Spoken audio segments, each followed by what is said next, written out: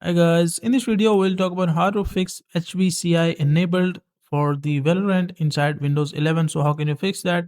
Now first of all, what you need to do is just go to your taskbar inside the search section and just write down isolation, or you can directly write down the core isolation as well.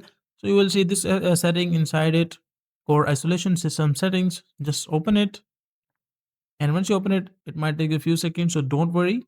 And once you are inside the core isolation, so you can directly go to the device security section as well, doesn't really matter, and you will see this option called memory integrity, which will be turned off by default. Memory integrity must be enabled to use this feature, so make sure to turn on your memory integrity and click on yes. It might ask you for the confirmation, so just click on yes.